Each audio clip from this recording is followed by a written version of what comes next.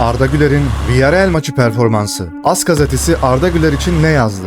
Luka Modric'ten Arda Güler açıklaması. Real Madrid'den tüm haberler bu videoda olacak. Hazırsanız başlayalım. Herkese merhabalar, hoş geldiniz. Bu gerçek bir takım performansıydı demiş. Real Madrid bir takım olmayı artık başarıyor arkadaşlar. Bütün hepsi yeşile bürünmüş. Rating olarak Mbappe maçın içinde olmasa da attığı 2 golle 9.1'lik bir rating almış. Arda 8.0'da kalmış. Mastantuono 7.4, Bellingham 7.9. Diğerleri de bu şekilde sıralanıyor arkadaşlar. Mbappe çok farklı bir oyuncu. Gerçekten dünya starı artık o. Maçın içinde olmasa da maçı bir şekilde kurtardı. Villarreal deplasmanından çıkmasını sağladı takımının. Ama bunları yaparken de Arda Güler gibi bir oyun yönlendirici sayesinde yapıldı tabii ki de. İlk golün öncesinde Arda Güler sol köşeye buraya çok güzel bir uzun pas attı. Gerçekten Arda Güler bir uzun pas profesörü oldu arkadaşlar. Daralan oyunda hata buraya açıp golün olmasını sağlamıştı. Mbappe de kalecinin bacaklarının arasından boşta kalan topu kaleye göndermişti. Arda formasını bir Türk taraftarına veriyor arkadaşlar. Gidiyor onu arıyor buluyor bakıyor. Türk bayrağı açmıştı birisi orada. Ona da veriyor maç öncesinde. Bizim minimum bayrağa saygı arkadaşlar. Arda da Türk izleyicisini, seyircisini mutlu etmiş orada. Tribünde de bir Türk bayrağı vardı. Çok güzel görüntüler vardı. Hepsinden bahsedeceğiz dostlar. Villarreal teknik direktörü oyuncularına Mbappe'ye dikkat etmelerini söylediğinde Mbappe ona baktı ve güldü. Korkutmuş Mbappe'yi biraz yakından bağırdığı için. Teknik direktör de gülüyor. Şurada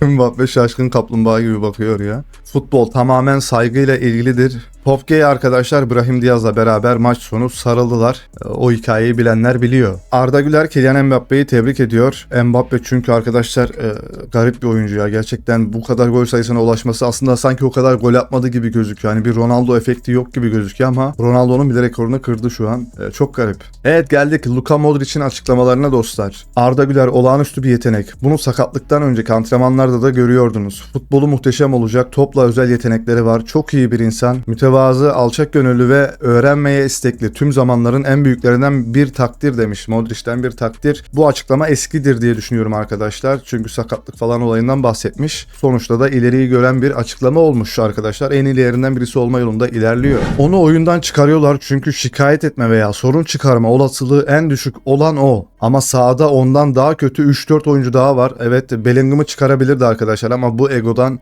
korkuyor biraz da Arbeloa. Ama genel olarak baktığımız zaman Arda Güler'e de çok iyi geldi. Arbeloa onu biraz daha önde oynatıyor. 6 numara gibi değil de biraz daha serbest bırakabiliyor. Bazen Mastantuono'nun bölgesinde işgal etti Arda. Orada çok güzel bir çalım da attı biliyorsunuz. 2 kişi çalınıp kaleye vurdu. Orada çok böyle heyecanlanmıştık. Gol olur demiştik. Üzüldük. Hala golle buluşamadı ama inşallah buluşacaktır arkadaşlar. 4 gözle bekliyoruz. Belki de bu önümüzdeki hafta Benfica maçında olur. Ne dersiniz? Arda Güler ilk yarıda sahanın en yüksek rating alanıydı. 7.6 ile takımının en iyisi Arda Güler'di. İlk yarıda efsane oynadı. İkinci yarıda bir 10-15 dakika oyundan kayboldu. Saha içerisinde aktif bir dinlenme yaptı büyük ihtimalle ama o süreçte de oyundan kaybolmaması gerekiyordu Arda Güler'in. Kendisini sağ tarafa attığı zaman, Mastantuono'nun bölgesine attığı zaman daha iyi oynuyor. Mastantuono değil, Boştantuono. Gerçekten Mastantuono ilk 11'in adamı değil şu an. Arda Güler Villarreal karşısında 3 pozisyon yarattı. Ondan daha fazla gol pozisyonu yaratan başka bir oyuncu da yoktu arkadaşlar. Yine gol pozisyonu yaratmada Avrupa'nın zirvesinde, yine istatistiklere bakacağız. Çok başka oynuyor bu sezon. Uzun yıllar sanki burada oynayacak gibi hiç 10 numara pozisyonunu alamadı ve şu anki oynadığı 8-6 arası oynadığı o pozisyonlarda kendisini geliştirmeye çalışıyor. Baskıları çok iyi. Geriye gitmesi, savunmaya yardımı ve ileri çıkması da çok iyi. Bunun dışında ileride oynadığı zaman sağ kanatta dediğim gibi Mastantuono'nun yerini de işgal ettiği dönemde de çok iyi bir performans gösterdi. Oranın oyuncusu olduğunu da gösteriyor yeniden arkadaşlar. Arda Güler'in Villarreal maçı performansı 80 dakika sahada kaldı. Topla buluşma 78. 7 ikili mücadelenin 6'sını kazandı. Takımın en çok kilit pas atan ismi her zaman. Takımın en çok adam eksilten ikinci ismi bak. Bu da yeni bir istatistik. %88 pas isabeti arkadaşlar. Uzun toplarına zaten diyecek hiçbir şey yok. Bunu çok konuşmuyoruz, dile getirmiyoruz ama Beckham gibi uzun pas ayağa indiriyor arkadaşlar. Kendi takım arkadaşının önünde top ölüyor arkadaşlar ve kalıyor önünde. İnanılmaz. Evet, gelelim Mbappe'nin penaltı rezaletine, ben öyle diyeceğim. O kötü düşünmemiş olabilir. Mbappe 90+4'te Panenka attı. Reji uzun süre Afrika Kupası'na Panenka kaçıran Brahim Diaz'ı gösterdi. Mbappe golden sonra Brahim Diaz'a sarıldı. Moral verdim dedi. Ve Mbappe açıklamasını da yapmış. Penaltıyı Brahim Diaz için kullandım. Kylian Mbappe penaltıyı attıktan sonra Brahim Diaz'ın suratı. Arkadaşlar sen destek olmaya çalışmış olabilirsin ama bu bence biraz kösteklik gibi oldu. O penaltı öyle atılmaz, böyle atılır dermiş gibi oldu.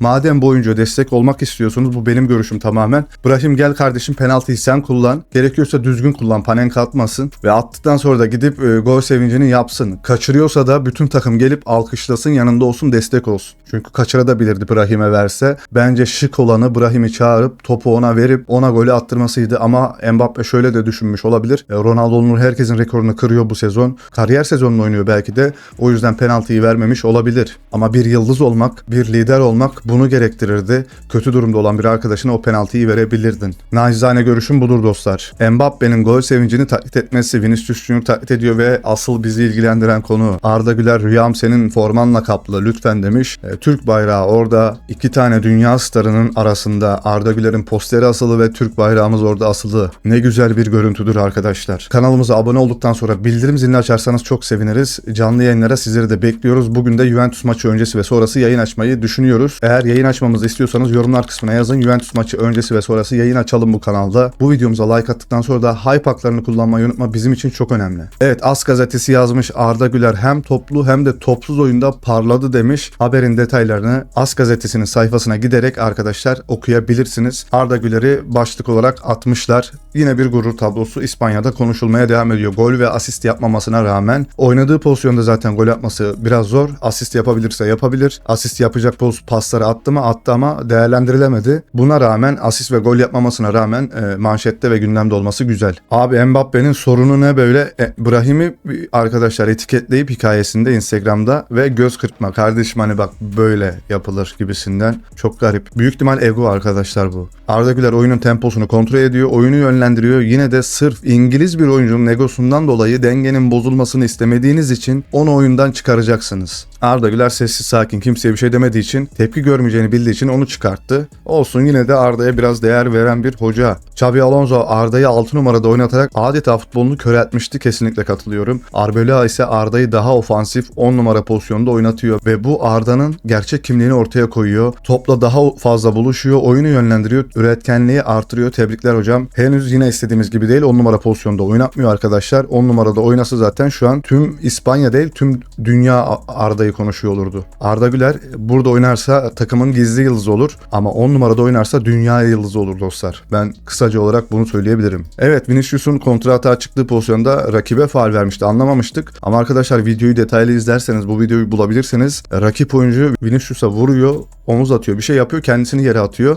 Ama bize gösterilen görüntüde sanki Vinicius adamı ittirmiş gibi gözüküyor. Bu net kırmızı kart pozisyon. Arbeloa Güler'e evet dedi. Türk oyuncu yeni Real Madrid teknik direktörüyle kariyerini nasıl yeniden canlandırdı? Real Madrid'de bir kariyer 3 maçta değişebilir. Arbeloa teknik direktörlüğe geldiğinden beri Güler istikrarsız bir oyuncu olmaktan çıkıp tekrar görünür bir oyuncu haline geldi. Evet, biraz daha istikrarlı gözüküyor Arda Güler. Arda Güler bugün Villarreal'e karşı 7 uzun pasın 6'sını tamamladı ve 3 gol pozisyonu yarattı. 7 uzun ölümcül pas diyelim biz ona. Hayalim sizin formanız lütfen ve Fenerbahçe forması da stadyumda. Burada Fenerbahçe forması var. Burada Türk bayrağı ve Arda Güler posterleri, gerçekten İspanya'nın önemli maçlarından birisinde böyle şeyleri görmek çok güzel. La Liga'da Arda Güler'i paylaştı pozisyonu. İki kişinin belini kırıp burada yakın köşeye vurduğu pozisyon. Burada uzak köşeye plase ayak içiyle falsolu vurabilirdi ama gole çok yaklaşmıştı. Çok özlemiştik bu hareketleri dostlar. Evet, Arbeloa herkese sarılıyor arkadaşlar. Sadece Arda'ya sarılmıyor. Boştan Tono'ya da sarıldı arkadaşlar. Mastan Tono'yu gerçekten ben beğenmiyorum. Bellingham'la yakın olan dostluğundan dolayı değil. Gerçekten Boştan Tono'yu ben beğenmiyorum dostlar. Evet, sonunda bir destek geldi ama basketbol dünyasından destek geldi. İbrahim Kutlay Arda Güler'e sürpriz yaptı. Burada bir sarılmadılar ama o garip geldi bana. Arda sarılırdı böyle şeylerde. İbrahim Kutlay'a da yine çok teşekkür ederiz. Arda'mıza destek olduğu için, onun yüzünü güldürdüğü için çok teşekkür ediyoruz. Evet, Arda Güler burada Real Madrid bayrağına basmamak için elinden gelen her şeyi yapmış. Sen saygı duyuyorsun. İnşallah sana da bu şekilde saygı duyarlar o takımda Arda ya. Şu çok kral bir hareket aslında kulübünüz için.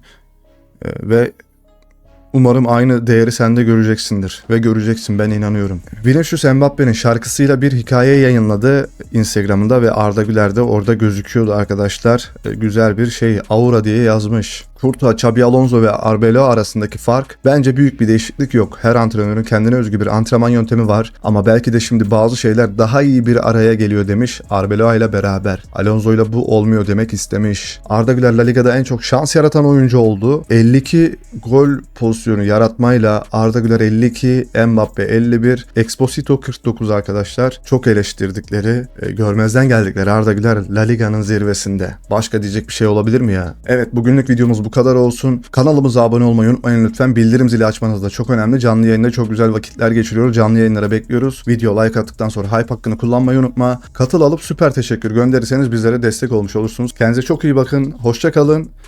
Bay bay.